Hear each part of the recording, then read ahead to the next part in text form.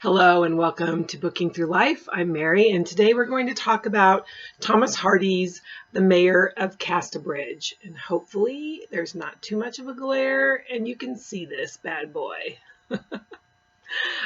This was the group read for Victober, and I was fortunately I had it on my shelf waiting for me to read.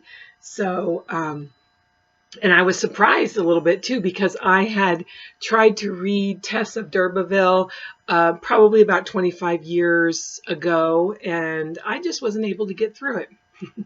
And I know Hardy to be a tragic writer. He's not very uplifting, and so I think I'm beginning to discover that I prefer an uplifting book. But having said that, I also love a book that not only do you dive deep into the book and to the characters themselves, but it also helps you to dive deeper into your own self.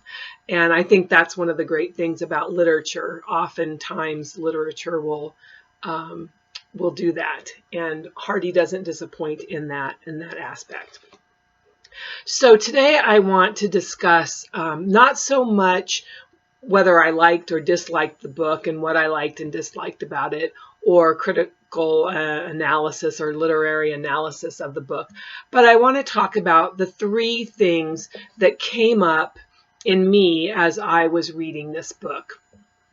And so first off, I just will give a little synopsis of, I guess, Michael Henchard, because I was surprised that I found myself rooting for him when he's really, he's the protagonist of the novel, but he's an awful human being, and he makes a lot of poor choices that affect not only other people, but directly affect his well-being and contributes to his downfall. But so the book starts out, you know right away that Michael Henchard has some issues.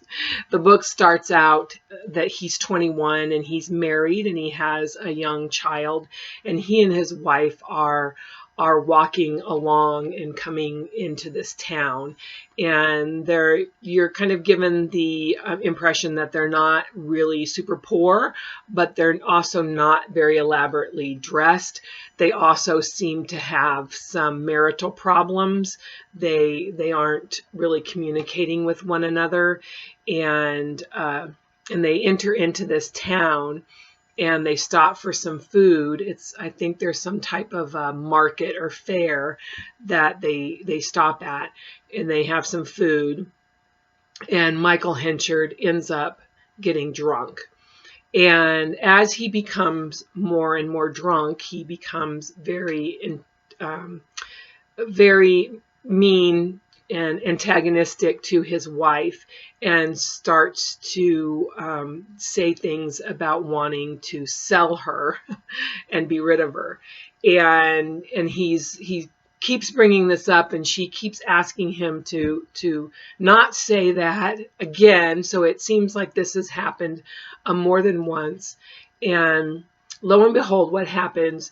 A sailor comes in, and I forget his name, but a sailor comes in and takes him up on the offer and buys the wife and child and leaves. And so Michael Henchard then, in his drunken stupor, falls asleep somewhere and wakes up the next morning and is wondering exactly what happened. And he starts to remember that he sold his wife. And so Michael Henchard isn't a black and white good versus evil character. He's not all evil. He has some goodness in him, and he does feel somewhat remorseful, and he does begin to look for his wife. He only goes so far as he tries to find her. He doesn't want it. He's worried about his good name.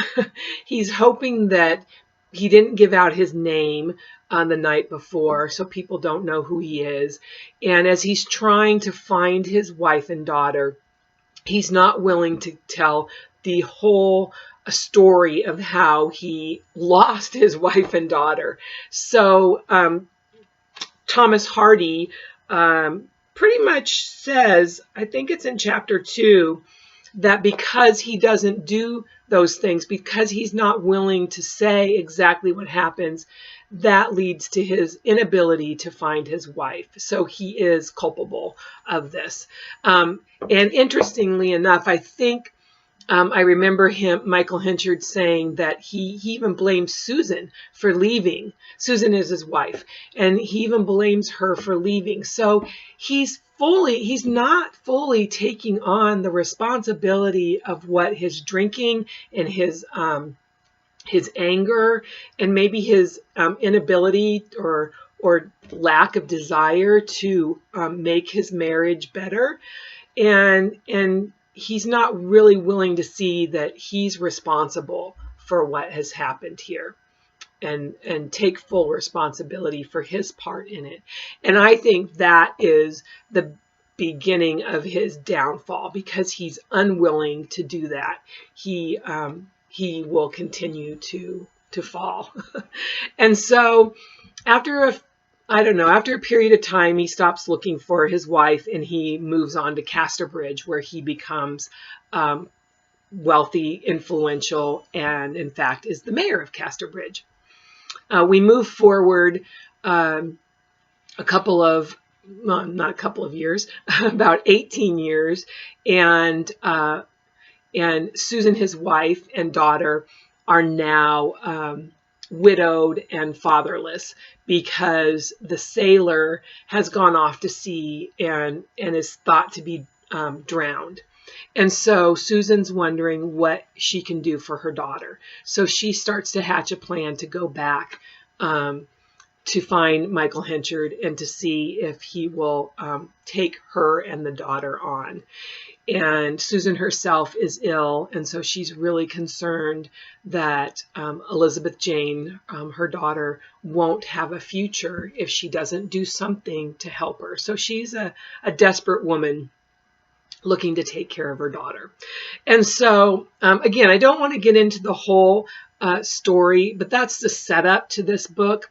And then as the story goes on, we see more of Michael Henchard's character. He's been able, it seems, to kind of move forward and have the appearance of an upright citizen. I'll backtrack a little bit. He did decide, after he realized that he sold his wife, that he wouldn't drink again for 21 years. He was 21 years old, and he wouldn't drink again for another 21 years. Why he decided only 21 and not forever, I don't know. Maybe he thought he could master his problem by then, or his daughter would be full grown and maybe he wouldn't have any kind of responsibility towards her anymore.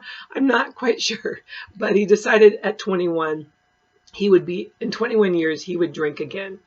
And so as Susan and Elizabeth Jane come back into his life, these character flaws start to well up again.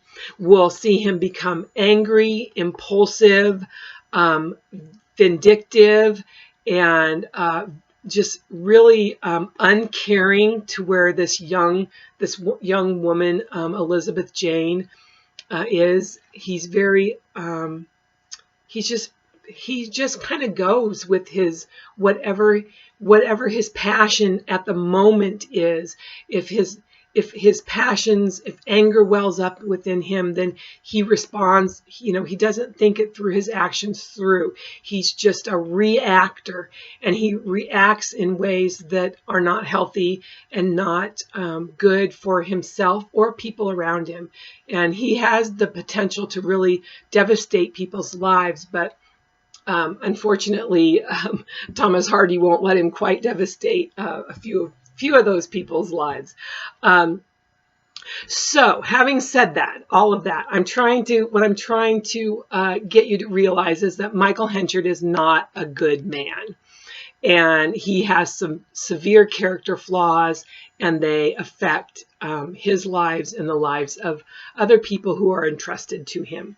But I found myself strangely rooting for him. I was like, come on, Michael Henchard, get your life together. Quit. You've got a beautiful daughter, and you've got your wife who's come back to you, and you've got this really good manager who you also consider, a friend.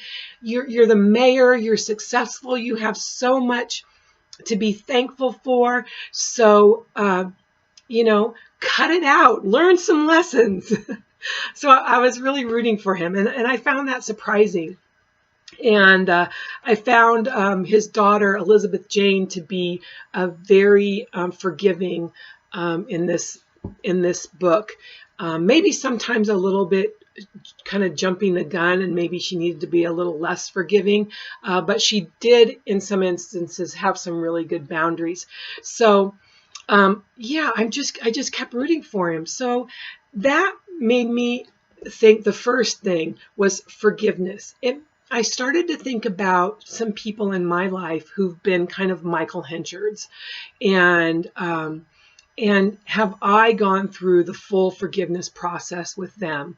Or are there places and times when I'm hoping that the end of the story of Michael Henchard is actually the end of their story as well, that they just end up finally accepting all the things that they did and thinking that they're worthless, and yes, finally, but that doesn't repair the injuries that they've done to either myself or people for whom I love.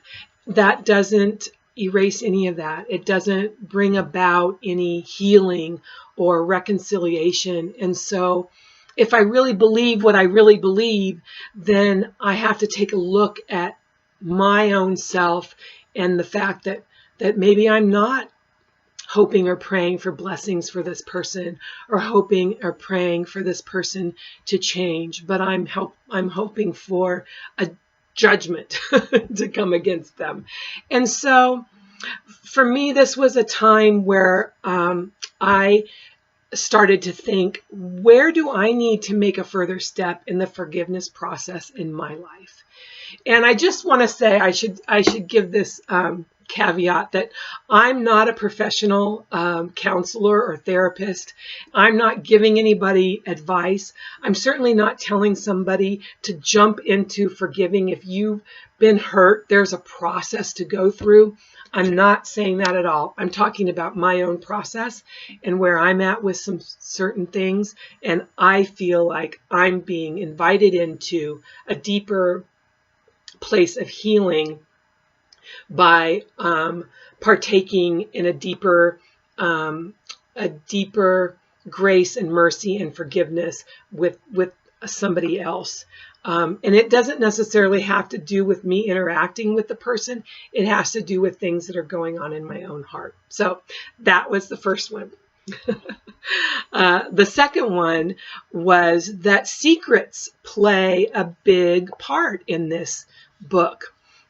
We see Michael Henchard having a secret that he doesn't want anybody else to know, that his good name might not be as good as he's portraying it to be.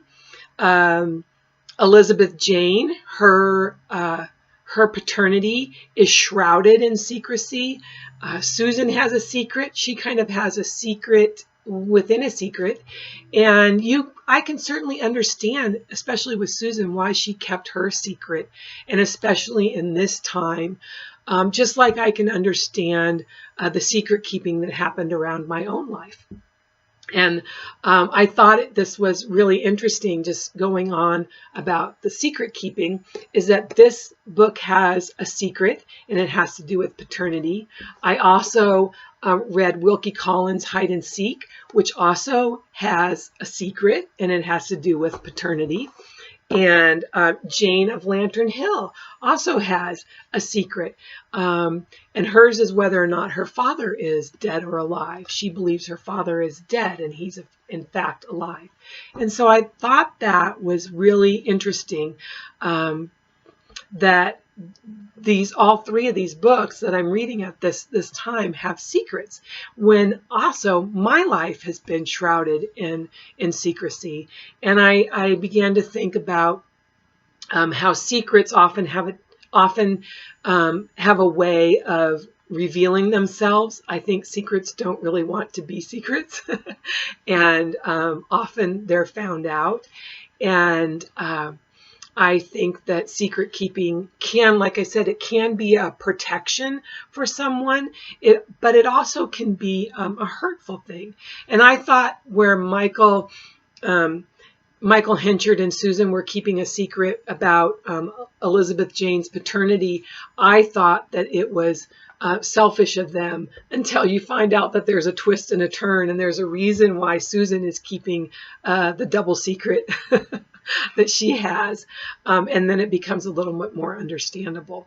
So again, secrets, I'm thinking whenever things come up in threes, I always think that that's kind of God telling me that maybe there's something he wants to invite me into, or there's something he's trying to let me know. So that's another thing. I'm like, oh, is God inviting me into a deeper healing, into my identity, and maybe some more letting go of what, the negativity of a secret? Because sometimes I think when you find out that your life is revolved around a secret, it can make you feel a little isolated, or it makes you feel like there's some shame that has to do with your identity. But then you start to find out that, oh my gosh, there's a lot of secrets have been kept for a long time. And as particularly where paternity is concerned, oh, I lost my train of thought. As genetics have become more popular, and I'm trying to think of the one that I'm a part of. It's not 23andMe, it's the Ancestry.com. As that becomes more popular, we're finding out that it's quite common that you come from a secret, that maybe your birth has some kind of secret attached to it. But let me tell you that you're still beloved, you are still wanted, and I think it just adds to some mystery to your life. So, not that I'm trying to diminish any kind of pain or sorrow that's felt. I've had, again, I've had to do my own processing in this my whole journey of secrets. So, that's quite a bit of self-revealing there, but it's okay. So the third thing that the Mayor of Casterbridge brought up for me was hope. And the reason why it made me think of hope is because I felt like the ending was so hopeless. I felt like, for me, it was just like, it was a kind of got the wind knocked out of me. Michael Henchard was so close to having Elizabeth come and give her forgiveness to him, but he died before that could happen. And then his will, where he says that he doesn't even want Elizabeth to be told of his death, or to be able to be made to grieve on account of him. He didn't want to be buried in a consecrated grave. He didn't want the bells to be tolled for his death. He didn't want anybody to see his dead body. No mourners to walk at his funeral. No flowers on his grave, and no man to remember him, or to just put his name, Michael Henchard. He was attempting in just human our human striving and efforts to atone or to accept all of the horrible things that he had done. He'd finally gotten to there, but there was no redemption for him. There was no new life. There was no reconciliation or hope. And I found that to be so bleak. And then Elizabeth Jane, she just felt like she had to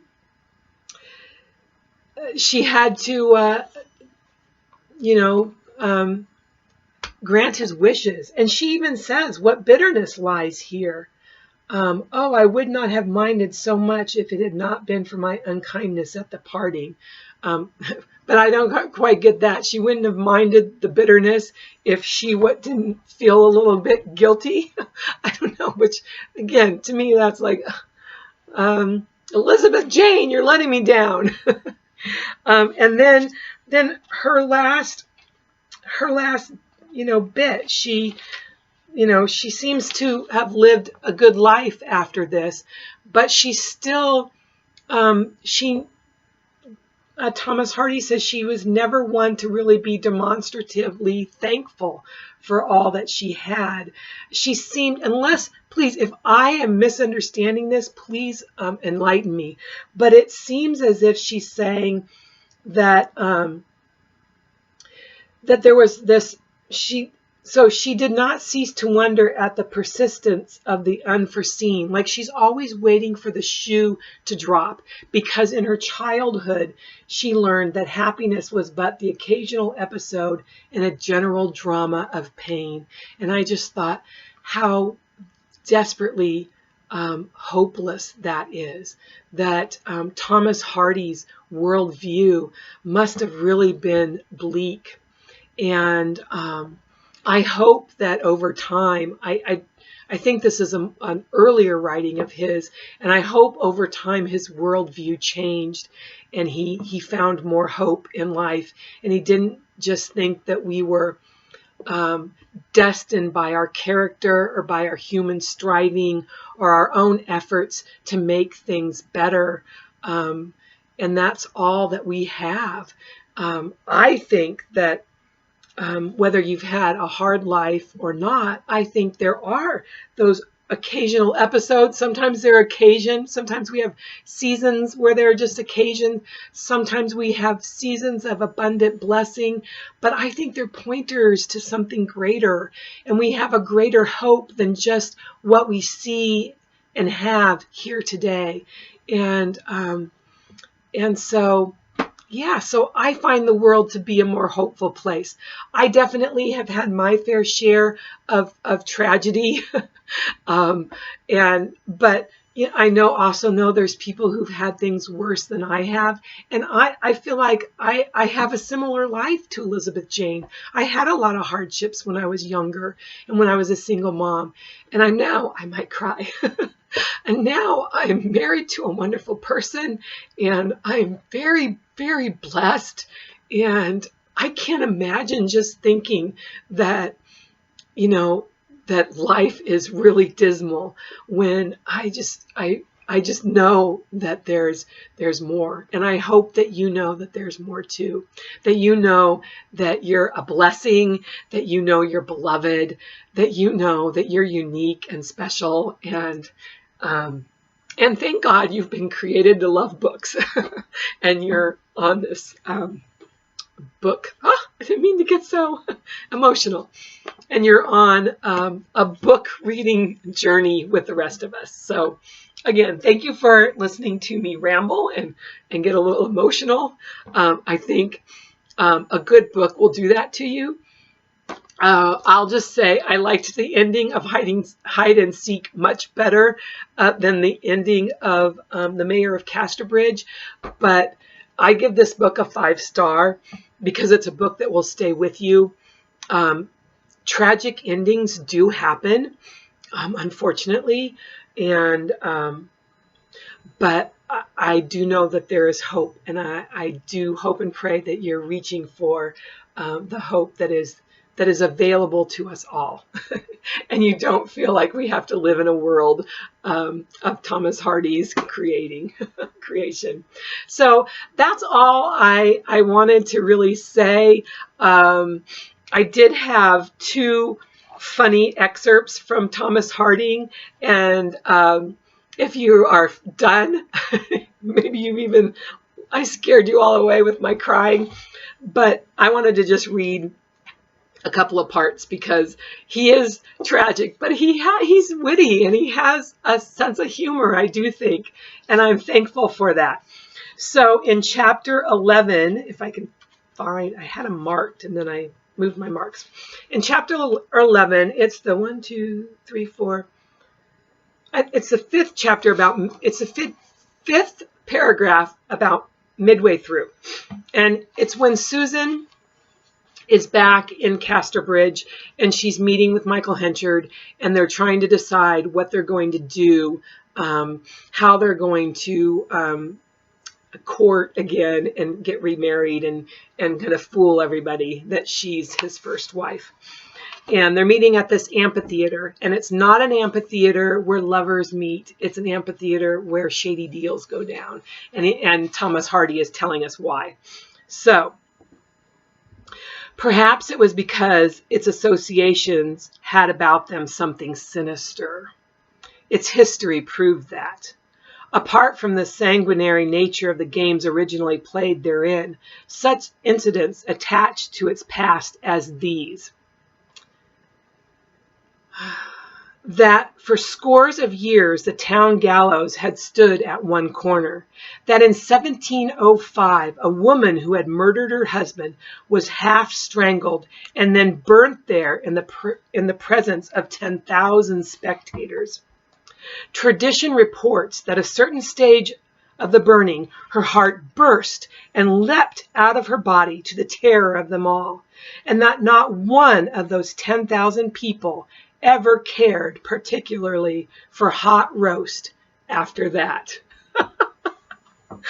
I don't know. I thought that was hilarious. I don't think I would want hot roast after that either. And then here's the other one. It's in chapter 12, and it's about the fifth paragraph as well. And I'm going to mispronounce a word. And it's, I don't know why I can't say it, but I always mess it up. And I am going to say it as Espaliers. See, I can't even say it. But no matter how I say it as I read this, I'm just going to keep going. So it's the scene is Donald Farfrae and Henchard. Donald Farfrae's at Henchard's house, and they're going out into his garden. And Thomas Hardy is describing his garden. And Thomas Hardy is great with his descriptions. So here he goes. The garden was silent, dewy, and full of perfume. It extended a long way back from the house, first as lawn and flower beds, then as fruit garden, where the long-tied espaliers, as old as the old house itself, had grown so stout and cramped and gnarled that they had pulled their stakes out of the ground and stood distorted and writhing in vegetable agony. Writhing in vegetable agony. I love that. If I can use that sometime in everyday life, I will. Writhing in vegetable agony. Anyway, enough of that. We're almost at a half an hour. If you're still here, thank you so much for watching. I hope you love Thomas Hardy. Please, Mayor of Casterbridge, please comment down in the section below what kind of stirred up in you. I'd love to hear that. Or if you liked or disliked the Mayor of Casterbridge. Yeah, let me know if you're a secret. I won't tell. And let's see. Don't forget to like, and subscribe. I'm up to 71. Woohoo! I'm going to make it to 100.